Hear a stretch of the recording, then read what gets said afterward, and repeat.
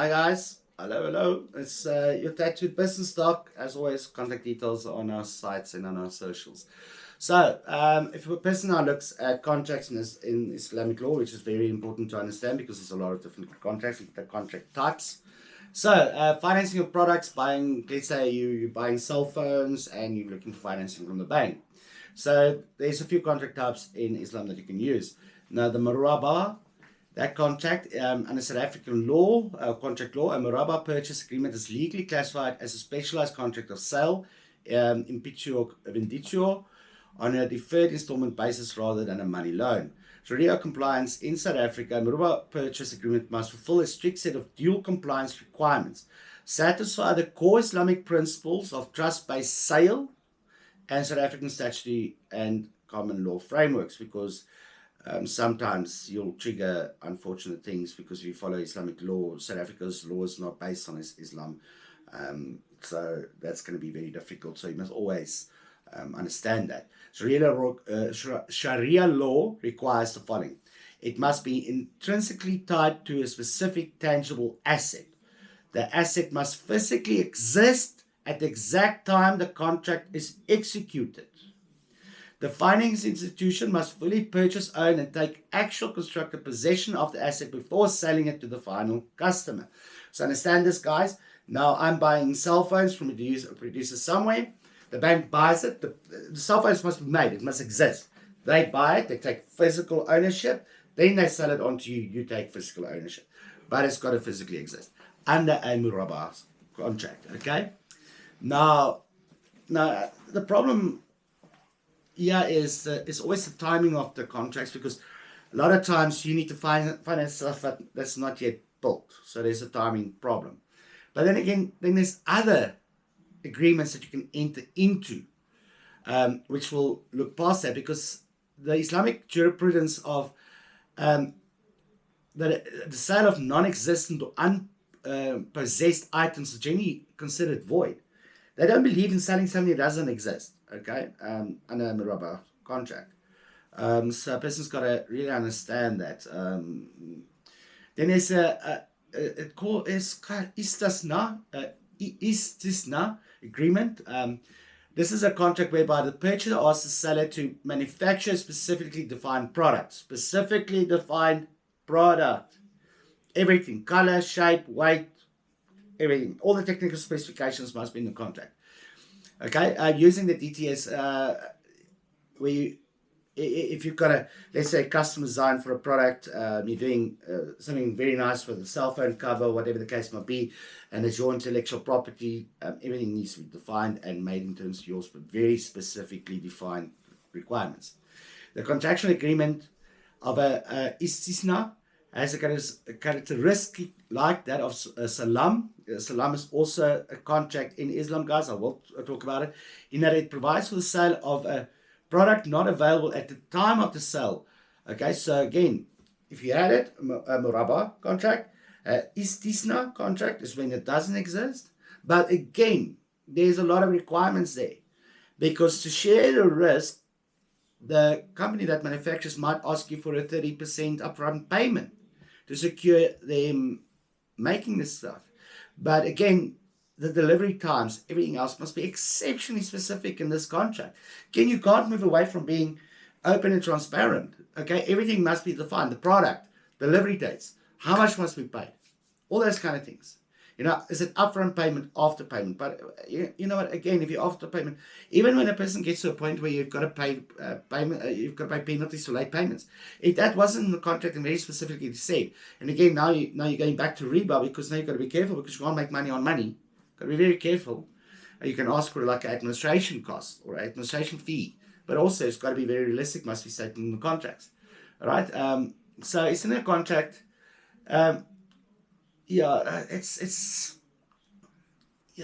also has a characteristic like the ordinary sale, in that the price may be paid on credit. However, unlike salam, the price in the istisna contract is not paid when the deal is concluded. A third characteristic of this contractual agreement of istisna is like that there is labor required. The person's got to understand that. Again, you know what? Something has to be produced. Can't be thin air that you're doing. That's what they're trying to say. There's got to be thinness. There's got to be production taking place. It's got to be executable, guys. At the end of the bloody day, it's executable. Because a lot of contracts, people say, oh, you know what? We estimate delivery in 10 months. They can be, that's again, that is uncertainty. You create uncertainty in the contract under Islam, it's void, right? So a person's got to understand that. So it's very interesting laws. A salam contract, in terms of a valid salam contract, requires full upfront payment by the buyer at the time of signing and deferred delivery of precisely specified goods at a fixed future date.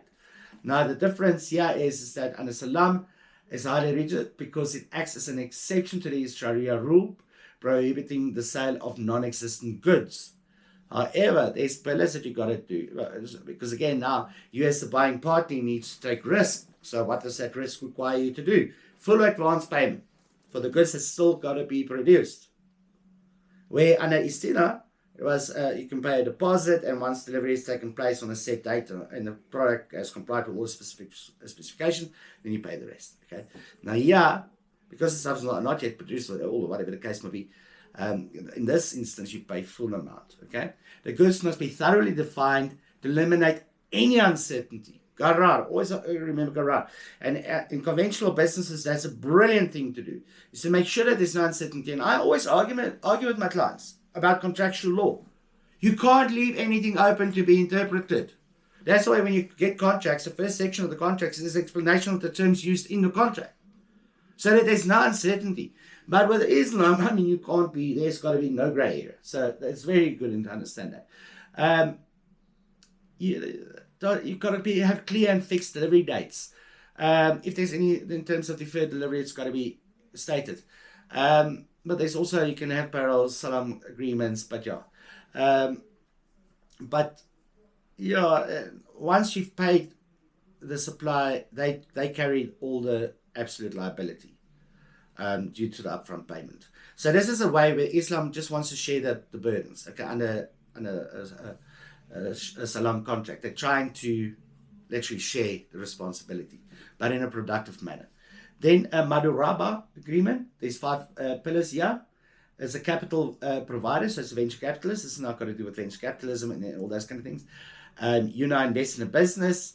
The capital must be clearly defined. The profit sharing ratio must be clearly defined. The offer and acceptance, clear and mutual consent. Both parties consent to this agreement.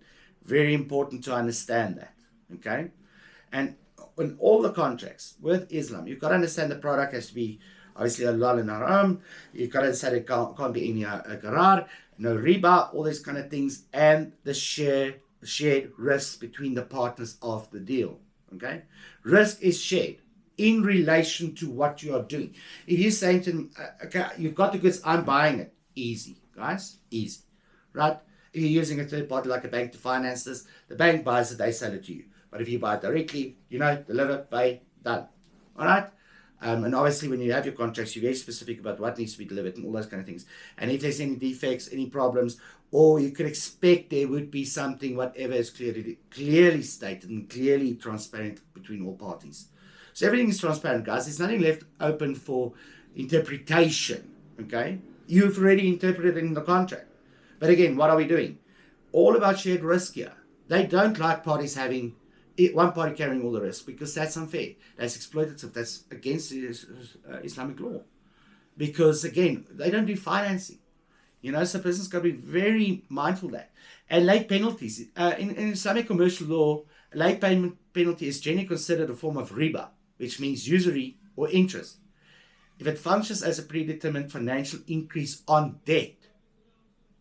Very important.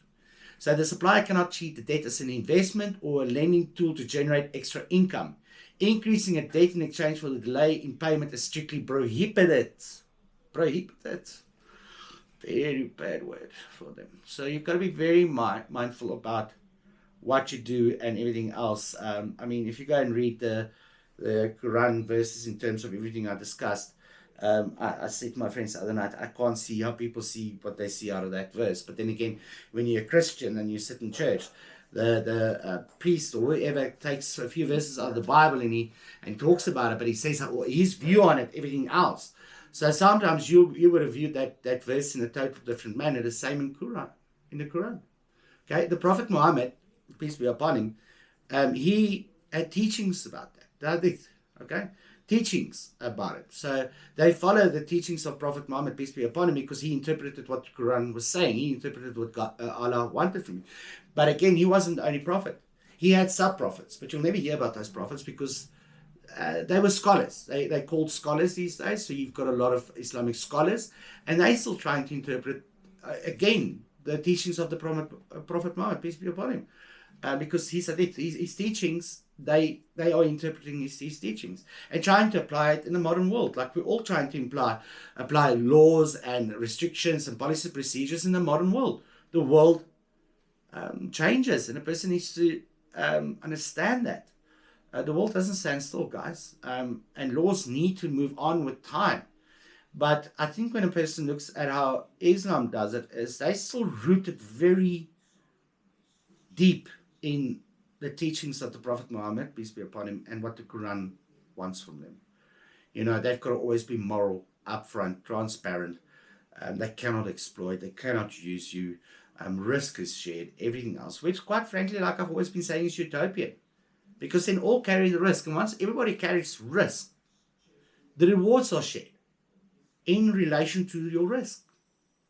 And I think that's such a brilliant way of doing things because in a modern world, there's so much financing being used and people are on a constant debt burden. See it with small businesses. I work with 190 small businesses.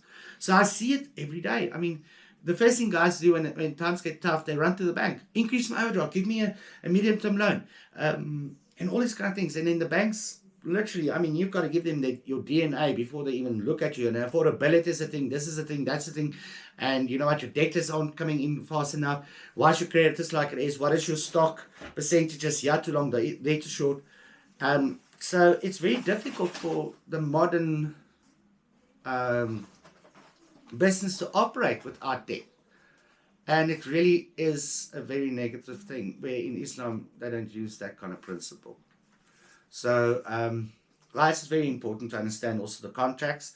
I can get very technical in terms of these contracts, but I think the basis a person's got to understand in terms of their contracts and anything else is that it is a fair trade. It's a fair agreement between people, and there needs to be a physical product or service which includes your labor, your knowledge, your expertise. So both parties contribute to it. And these contracts that is formed. Again, ownership's a big thing. Paying is a big thing because risk must be shared. And that's the one thing I took away from the contracts, is that risks must be shared.